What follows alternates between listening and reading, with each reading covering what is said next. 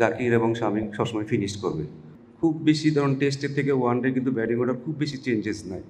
না কালকেটা তো কালকেই বলা যাবে, বাট লাস্ট ম্যাচটা আমরা যেভাবে খেলেছি আমার মনে হয় যে ছেলেরা ভালো মোমেন্টাম পেয়েছে এবং কনফিডেন্সটাও আমাদের আসছে। তো আই হোপ দ্যাট এইখানে আমরা শেষটা ভালোভাবে করতে পারি এবং ইনশাআল্লাহ আমরা ভালো খেলার চেষ্টা করব। কোচ, মিডল অর্ডারে একটু সমস্যা দেখা যাচ্ছে, তো এটা নিয়ে নতুন কোনো ভাবনার সুযোগ আছে নাকি ওই যে আগের যে ম্যাচ এই মুমেন্টে তো আসলে নতুনভাবে ভাববার আসলে কোনো সুযোগ নেই।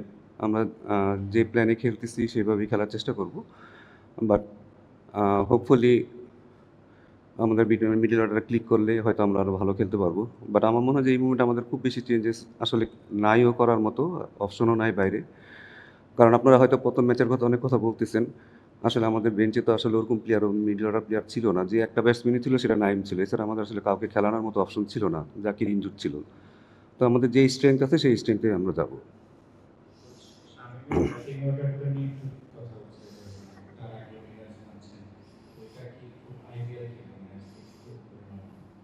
না খুব একটা যে আইডিয়াল আমি বলব না।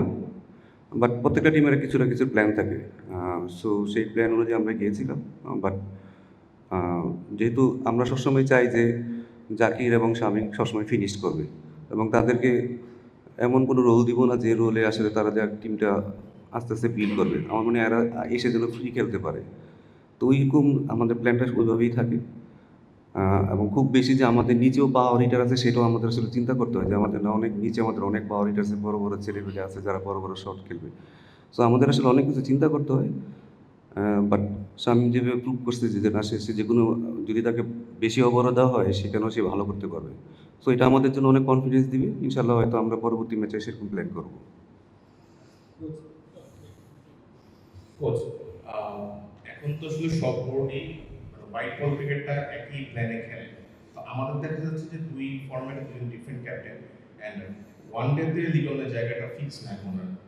টি-20তেও মিরাজের পারফরমেন্স ঠিক আশার রেঞ্জে না, আপনি বললেন যে আইডিয়াল সিনারিও না।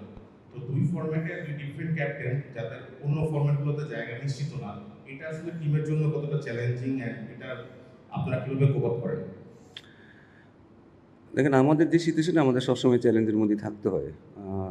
আমাদের অনেক কিছু আসলে মেনে নিতে হয়। অনেক কিছু আমাদের যেটা আসলে টিমের জন্য সুইটেবল না। বাট তারপরেও আমাদের আসলে ওগুলা মেনে নিতে হয় এবং আমাদের আসলে আপনি আমাদের যে প্লেয়ারগুলো দিবেন তাদের মধ্যে আমাদের বেস্ট আউটপুটটা নেওয়ার চেষ্টা করি আমরা। এখানে তো আমাদের অনেক কিছু করারও নাই, চাইলেও আমরা করতে পারি না। আমার কাছে যে বেস্ট 15টা প্লেয়ার থাকে সেখান থেকে আমরা বেস্ট কীভাবে আউটপুট নিতে পারি। এখন কে কোন ফরম্যাটে আছে কীভাবে না আছে সেটা আসলে খুব ডিফিকাল্ট। বাট এটা একটা যদি ভালো একটা স্ট্রাকচার ওয়েতে আসে আমার মনে হয় যেটা আমাদের জন্য অনেক বেটার হবে। কারণ আপনি যদি খেয়াল করে দেখেন শ্রীলঙ্কা টিমের খুব বেশি ধরুন টেস্টের থেকে ওয়ানডে কিন্তু ব্যাটিং অর্ডার খুব বেশি চেঞ্জেস নাই। বাট টি-20তেও কিন্তু খুব বেশি চেঞ্জেস নাই। আমাদের কিন্তু কন্টিনিউ চেঞ্জেস করতে হয়। 5টা প্লেয়ার যায় আবার 5টা প্লেয়ার আসে। 1-2 দিনের মধ্যে তাদের কিন্তু টিমের সাথে কোপ আপ করতে হয়। সো আমাদের খুব বেশি যে লাক্সারিয়াস হওয়ার মতো আসলে সুযোগ নেই। বাট চেষ্টা করব একটা যেন টিমটা যেন একটা ভালো স্থিতিশীল পরিস্থিতিতে আসে যেটা আমাদের টিমের জন্য অনেক কাজে দিবে। কোচ, আমরা দেখলাম যে আমি দেখলাম যে আসলে ওয়ার্কলোড ম্যানেজমেন্টটা আপনারা বেশ গুরুত্বের সঙ্গে দেখছেন। তাসকিনকে রেস্ট দিয়ে খেলানো হচ্ছে। এই ম্যাচে তাসকিনকে বা উইনিং কম্বিনেশন ব্রেক করবেন কিনা, আর প্রতিপক্ষকে নিয়ে কি ভাবছেন? দ্বিতীয় টি-20টা আমরা খুব ডমিনেট করে যেতাম, কলম্বোতে এসে আসলে প্রতিপক্ষকে নিয়ে কি ভাববেন? দেখুন কোনো টিমই তো চাইবে না তার উইনিং কম্বিনেশনটা ভাঙার জন্য। এটা নরমালি সবাই করে থাকে। বাট আমাদের ছেলেদের দিকেও তাকাইতে হয় অনেক সময়। কারণ ছেলেরাও ইনজুরি থেকে অনেকে আসছে। অনেকে ওয়ার্কলোডটাও আমাদের খেয়াল করতে হয়। কারণ আমাদের পেস বোলারদের ফিট রাখাটা আমাদের জন্য খুব জরুরি। আর যেভাবে এবার ধরেন টানা শিডিউল ছিল এখান থেকে আসলে ছেলেদের প্রতিদিন ম্যাচ খেলানো আসলে আমাদের জন্য অনেক ডিফিকাল্ট হয়ে যায়। তো আসলে টিমের সব দিকে ব্যালেন্স করে আমাদের চলতে হয়। এটা হয়তো আপনারা বাইরে থেকে হয়তো বুঝবেন না, বাট আমাদের কাছে মনে হয় যে আমাদের অনেক কিছু ব্যালেন্স করে চলতে হয়। সো এই কারণে আসলে আমাদের প্লেয়ারদের সেফটিটাও তো আমার দেখা দরকার। এখন তাসকিনকে যদি আপনি টানা খেলাতে থাকেন, ওর একটা বড়সড় ইনজুরি থেকে আসছে। সে যদি আবার খেলে তার যদি আবার ইনজুরি তখন দেখা গেলো একটা ম্যাচের জন্য হয়তো তাকে 1 বছর বসে থাকতে হইতে পারে। তো আমাদের সব দিকে ম্যানেজ করে চলতে হয়। উম, এই কারণে আমি বলব যে আসলে টিমের যেটা বেস্ট কালকে হবে সেটার দিকে আসলে আমরা খেয়াল রাখবো। প্রতিপক্ষ দেখুন আমাদের এখন তো অলরেডি পুরো সিরিজটা প্রায় শেষের দিকে। এখন প্রতিপক্ষ নিয়ে আসলে তো চিন্তা করার আগে আমি মনে করবো যে লাস্ট ম্যাচে কী করছি সেটাও আসলে খুব বেশি গুরুত্বপূর্ণ না। কালকে আমরা যেন তাদেরকে হারাতে পারি সেই স্ট্র্যাটেজি নিয়ে আমাদের যেতে হবে, সেটা হচ্ছে বেশি ইম্পর্টেন্ট, এবং তার জন্য আমাদের যা যা অস্ত্র নিয়ে যাওয়া দরকার সেটা নিয়ে আমরা নিয়ে যাব। সালামুন ভাই, দুই সিরিজ আগে আসলে শেখ মেহেদী সিরিজ ছিল একটা সিরিজে নাসুম আমাদের টি-টোয়েন্টিতে ভালো করছে বিভিন্ন সময় আসলে তাদের খেলার মধ্যে কোনো পরিকল্পনা আছে কিনা, শেখ মেহেদীকে একটু আল্লাহকে বলবেন কিনা? আমি আপনাদের একটা আবার বলে দিই, দেখেন আমাদের অনেক কিছু লাক্সারি করার মতো আসলে সুযোগ থাকে না, এটা আমাদের বুঝতে হবে। আমাদের অনেক সময় ব্যাটসম্যান শর্টেজ হয়, অনেক সময় বলার শর্টেজ হয়ে যায়। ধরুন সাকিব যখন ছিল তখন হয়তো আমাদের সেই লাক্সারি করার মতো সুযোগ ছিল, একটা এক্সট্রা বলার খেলাতে পারতাম, একটা এক্সট্রা ব্যাটসম্যান খেলাতে পারতাম। তো টিমের স্ট্রেংথের অনুযায়ী আমাদের আসলে সবসময় চলতে হয়। সো সেইভাবেই আসলে আমরা টিম সেট আপটা করি। আমরা জানি যে নাসুমকে খেলাইলে হয়তো আমাদের বেনিফিট হতে পারে, বাট তখন হয়তো আপনাকে তবে রিশাদকে বসাইতে হবে অথবা অন্য কাউকে বসাইতে হবে। তো সব দিকে ব্যালেন্স করে টিমের অপোনেন্টের উপর ডিপেন্ড করে আসলে আমাদের টিমটা সবসময় করতে হয়। তো এখানে যেহেতু আবার ব্যাটিংয়ের দিকে আবার তাকাইতে হবে যে আপনার ব্যাটসম্যান কতগুলো আছে, কীভাবে হচ্ছে কেউ ফর্মে আছে কিনা, অফ ফর্মে আছে কিনা, সেটার উপরে আসলে টিমের অনেক কিছু চলতে হয়। তো এই কারণে আমি বলবো যে আসলে যেটাই আমরা করার চেষ্টা করি আমরা সবাই মিলেই করি, এবং চেষ্টা করি যে আসলে বেস্ট পসিবল 11 কাকে খেলানো যায়, যেটা দিয়ে আমাদের আসলে রেজাল্ট আসা যায়। সালাদুল ভাই, মানে ক্রিকেট শ্রীলঙ্কার সাথে রাইভালরিটা শুরু হলো মূলত আমাদের নিদাস ট্রফির মাধ্যমে, এবং এই ইভেন্টেই নিদাস ট্রফিতে আমরা শ্রীলঙ্কা দুবার হাতে পেয়েছিলাম। এই বিষয়গুলো নিয়ে কিছুটা মানে অনুপ্রেরণার মতো কাজ করে কিনা ক্রিকেটারদের, মানে আলোচনা হয় কিনা অন্তত ড্রেসিং রুমে কিংবা নিজেদের মধ্যে?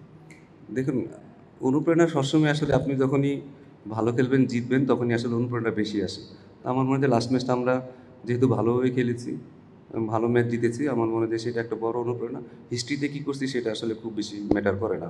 আমি এজ এ কোচ আমি কখনো চিন্তা করি না হিস্ট্রি কী করেছি, কারণ কালকে যদি খারাপ খেলি তাহলে আমাদের খারাপই হবে। সো চেষ্টা করব যেন আমরা আগামীকালের ম্যাচটা ভালো খেলতে পারি, সব দিক দিয়ে যেন আমরা ব্যাটিং বলিং ফিল্ডিং যেন সব দিক দিয়ে ভালো করতে পারি। সালাদুল ভাই, লিটন দাস আগের ম্যাচে খুব ভালো ব্যাটিং করলেন এবং তিনি আসলে খুব ভালো ক্যাপ্টেন্সি করেছেন। তার ফ্র্যাঞ্চাইজি ক্রিকেট কিংবা টি-20 ক্যাপ্টেন্সিটা আপনার হাত ধরেই কুমিল্লা ভিক্টোরিয়ান্সে। তার ক্যাপ্টেন্সিটা আপনি কেমন দেখেছেন? আর এত মানে যত সমালোচিত ছিল এবং যত প্রেশারে ছিল সেখান থেকে এই ইনিংসটাকে আপনি কীভাবে মূল্যায়ন করেন? দেখুন, আমাদের দেশে ক্রিকেট খেলতে হলে আপনাকে সমালোচনা সহ্য করতেই হবে, এটাই স্বাভাবিক। বাইরের দেশের একটা ক্রিকেটার যখন ক্রিকেট খেলে, অস্ট্রেলিয়া বলেন বা ইংল্যান্ড বলেন, তারা জিনিসটাকে অনেক এনজয় করে, ফান করে, এবং তারা যদি ব্যর্থ হয় তাদের জন্য কিন্তু অনেক অপশন থাকে। তারা অন্য একটা জব করতে পারবে, তারা যে কোনো জবই করতে পারবে। আর যদি জব নাও করে গভর্নমেন্ট কিন্তু তাকে ওই বেকার ভাতা দিবে। আমার দেশের ক্রিকেটারদের কিন্তু এই অবস্থা না। আমাদের দিকে সেটা একটু এক্সট্রা প্রেশার চলে আসে অটোমেটিক, কারণ টিমে থাকা, টিমের বাইরে চলে যাওয়া, ফ্যামিলি চালানো সব কিছু কিন্তু এই ক্রিকেটের উপরেই হবে। এই ছেলেরা কখনো যে বাইরে হয়তো কোনো চাকরি করতে পারবে না। সো ক্রিকেটটাই তাদের সব, এখানে স্বাভাবিকভাবে আপনাকে একটু এক্সট্রা প্রেশার চলে আসে। বাট এখান থেকে বের হওয়ার আমরা চেষ্টা করতেছি কীভাবে আসলে আমরা এখান থেকে বের হতে পারবো, কারণ আমাদের বের হতেই হবে। তো চেষ্টা করতেছি ছেলেদের মেন্টালিটি যেন আরও বেটার হয়, তারা যেন ক্রিকেটটাকে একটু মজা করে, কারণ একটা ছোটোখাটো ব্যাপারে হয়তো তারা অনেক প্রেশারে চলে আসে। সিম্পল, আপনার একটা লেখাতে হয়তো তাদের প্রেশার চলে আসতে পারে, বাট আমার মনে হয় যে এগুলোর থেকে তাদের ওভারকাম করতে হবে, শিখতে হবে তাদের, তারা যেন এটা অনেক বেশি মজা পায়, ক্রিকেটটা খেলে যেন তারা এনজয় করতে পারে, সেটার দিকে আমাদের লক্ষ্য রাখতে হবে। ক্যাপ্টেন্সি আমি বলবো যে লিটনকে আমি সামনাসামনি যখন দেখি বা যখন ক্রিকেট নিয়ে কথা বলে, সে অনেক ডিপ চিন্তা করে। অ্যাজ এ ক্যাপ্টেনের আসলে অনেক ডিপ চিন্তা করাটা অনেক বেশি জরুরি। মাঝে মাঝে হয়তো একটু ওভার থিঙ্কিং করে, কারণ ভালো খেলতে চাই। যখন আপনি ওভার থিঙ্কিং করবেন তখন আপনি আসলে খেলাটা খুব বেশি এনজয় করবেন না। এই কারণে হয়তো তার পারফরমেন্সটা মাঝে মাঝে খারাপ হয়। তো আমার মনে হয় এখান থেকেও সে বের হওয়ার চেষ্টা করতেছে। আমার মনে হয় ভবিষ্যতে সে আরও ভালো ক্যাপ্টেন্সি করবে। তাহিদ হৃদয়ের কথা যদি বলি, তিনি যখন আসলে ক্যারিয়ারটা শুরু করেন একটু অ্যাগ্রেসিভ ছিলেন, স্ট্রাইক রেটটা ভালো রাখার চেষ্টা করতেন, কিন্তু বিগত কয়েকটা সিরিজ কিংবা কয়েকটা ম্যাচে যেন মনে হচ্ছে একটু ধীর গতিতে খেলছেন। এই তাহিদ হৃদয় কি আসলে নিজের ব্যাটিং স্টাইলটা চেঞ্জ করেছেন কিনা, বা তার আসলে ব্যাটিং স্টাইলটা নিয়ে আপনার অবজারভেশনটা? আমি বলি যে প্রত্যেকটা ছেলে আসলে টিমের জন্য খেলে, ছেলেরা সবসময় টিমের জন্য খেলে। আপনি যখন দেখবেন আপনার স্কোর বোর্ডে রান নাই, 2 উইকেট পড়ে গেছে, আপনি আপনার স্বাভাবিক খেলাটা হয়তো চাইলেও খেলতে পারবেন না। যদিও চেষ্টা করা উচিত তার স্বাভাবিক খেলাটা খেলার, বাট আমি আমারও বললাম যে সিচুয়েশনটা অনেক সময় তাকে হাত খুলে খেলতে দেয় না। কারণ সে যখন নাম্বার 3 পজিশনে খেলছে তখন কিন্তু সে অনেক ফ্রি খেলতে পারতো, কারণ পাওয়ার প্লেটা ইউজ করতে পারতো। যখন এই যে 4 নামে হয়তো আপনার দেখা গেল 2 উইকেট নেয় পাওয়ার প্লে পরে, তখন সে চাইলেও কিন্তু অনেক সময় কিন্তু আপনি চাইলেও সেটা পারবেন না। বাট হয়তো এক্সপিরিয়েন্সের সাথে সাথে সে এটা কপ আপ করে ফেলবে, যে ঠিক ওইখানেও কীভাবে আমার ন্যাচারাল খেলাটা খেলা যায়, ওইখান থেকে কীভাবে বেরোতে পারি। তো আমার মনে হয় যে এই কারণেই হয়তো সে একটু তার খেলাটা একটু চেঞ্জেস হয়ে যায়। বাট আমরা চেষ্টা করতেছি সে যেন এখানেও সে তার স্বাভাবিক খেলা খেলতে পারে। টি-20 আপনাকে সবসময় একটু অ্যাগ্রেসিভ থাকতেই হবে, আমার মনে হয় যে এই কারণে। আপনি শুরুতে একটা কথা বলছেন যে মানে যে অপশনগুলি আপনাদের হাতে থাকে টিমে, যেখানে যে অপশনগুলি সেখান থেকে আপনাদের টিমটা করতে হয়। তো যখন 15 বা 16 মেম্বার্স টিমটা হয়, কোচিং স্টাফের সঙ্গে তো সিলেক্টরদের একটা আলোচনা হয়, সেখানে আপনারা নিশ্চয়ই আপনাদের চাহিদাটা দেন নাকি আপনি বলবেন যে সিলেক্টরদের হাতেও অপশন কম, মানে সেটা বাইরেও আমাদের আসলে এই গ্যাপগুলি পূরণ করা আমাদের ক্রিকেটার? আসলে সব দিকেই এটা এটা আসলে কাউকে দোষ দিয়েও লাভ নেই, কারণ আমাদের হাতে অপশনও কম এবং সিলেক্টরদের হাতেও অপশনও কম। অপশনটা বাড়লে আমাদের জন্য ভালো হবে, সিলেক্টরদের জন্যও ভালো হবে। বাট ডিসকাশন যে হয় না এটা বলবো না, আমরা সিলেক্টররা কোচদের সাথে, আমার হেড কোচের সাথে ডিসকাস করে, ক্যাপ্টেনের সাথে ডিসকাস করে। বাট অপশন যদি আপনিও বলেন আমাদের বাইরে যে খুব বেশি অপশন আছে সেটাও কিন্তু না। বাট প্রতিটা সিরিজ অনুযায়ী হয়তো তারা সেভাবে চিন্তা ভাবনা করে সেভাবেই টিমটা দেয়। আমার কথা হলো যে আমাদের যে বেশ 16 জন দিবে, সেই 16 জনের বাইরে তো আমরা কিছু করতে পারবো না, ওটার মধ্যে আমাদের থাকতে হবে। ম্যাচের আগের দিন এখন পর্যন্ত উইকেটটা দেখার সুযোগ হয়েছে, অর্থাৎ যে দুটো ওয়ান আমরা এখানে খেললাম, দুটোর মধ্যে কোনো একটা উইকেট আমরা খেয়েছি কিনা এক নম্বর, বা কন্ডিশনটা আসলে কেমন হতে পারে। নাম্বার 2 হচ্ছে যেহেতু বিসিবি একজন নতুন ব্যাটিং কোচ খুঁজছে, বলেছিল এর মধ্যে আসলে যে বিদেশি একজন ব্যাটিং কোচ খুঁজবে এবং স্পেশালাইজড যেহেতু কোনো ব্যাটিং কোচ আপাতত নয়, আপনি দেখভালটা করছেন পুরো ব্যাটিং ডিপার্টমেন্টটা, কোনোভাবে কি এটা যদি হয় আপনার সঙ্গে কনফ্লিক্ট করবে কিনা, বা মানে আপনার দায়িত্বে সেটা কোনোভাবে আসলে প্রভাব পড়বে কিনা? দেখুন, আমি কোচ, আমাকে যদি আপনি বলেন যে কালকে সালাউদ্দিন তুমি যাও 13-এ যাই কোচিং করাও, আই ডোন্ট মাইন্ড। আমার এখানে ট্যাগ লেখা নাই যে আমি কোচ ন্যাশনাল টিমেরই শুধু। সো এটা নিয়ে আমার কখনো ইগো সমস্যাও নেই, আমার কোনো কিছু সমস্যা নেই। এটা নিয়ে আমি চিন্তিতও না। আর কেউ আসলে, কেউ যদি ভালো কেউ আসে, যেটা যদি টিমের জন্য যদি ভালো হয়, দেখুন এই বাংলাদেশ টিম আমার বাপদাদার সম্পত্তি না, ঠিক আছে? এটা হচ্ছে যে ভালো যদি ভালো না করি এখানে সমালোচনা হবেই, এটা আমাকে স্বাভাবিকভাবে মেনে নিতেই হবে। ভালো করলে সবাই বাহাবা দিবে, বাট আমি কি টিমের জন্য আমার 100% দিচ্ছি কিনা, আমি কি আমার জায়গায় অনেস্ট কিনা, সেটা আমার কাছে মুখ্য বিষয়। আজকে ধরেন 27-28 বছর কোচিং করার পরে যদি কেউ যদি বলে যে আমি কি যেন বলছে, আপনারা যেমন বলেন যে টিমে অনেক অভিযোগ, কিন্তু অভিযোগগুলো আপনি একটু লিখে দিলে ভালো হইতো। বলে দিলেন পাবলিকলি, আপনি কাউকে একটু বলে দিলেন, সেটা কিন্তু আসলে আপনাকে কিন্তু এভিডেন্স দিতে হবে, ঠিক না? আপনাকে এভিডেন্স দিলে সেটা ওই কোচের জন্য ভালো হইতো যে আমি যদি ভুল করে থাকি আমি ওই জায়গাটা শুধরাবো। বাট আপনি একটু লিখে দিলে পারেন না। বাট আমি জানি আমি কি, আমি আমার জায়গায় 100% অনেস্ট কিনা। আমি হয়তো ভালো কোচ নাও হতে পারি, ঠিক আছে? আমি যদি ভালো না হয় আমাকে বোর্ড আমাকে সরাই দেবে, কোনো সমস্যা নেই। বাট আপনি কখনো কাউকে কোনো কিছু জাস্টিফাই না করে যদি আপনি কাউকে লিখেন, এটা আসলে ঠিক না। এটা মানুষের আসলে আপনি কি জানেন কি লোকটা অনেস্ট কি অনেস্ট না, সেটা জেনে তারপরে আমার মনে হয় লেখা উচিত।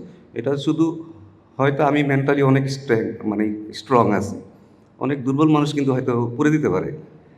আর আমার এমন না যে আমার এখানে চাকরি করতেই হবে, আমার অনেক কিছু করার আছে। সো আর এখানে আমি নিজের ইচ্ছাও আসিনি যে আমি চাইছি আমাকে চাকরি দেন, আমি এখানে চাকরি করবো, এমন তো কিছু না।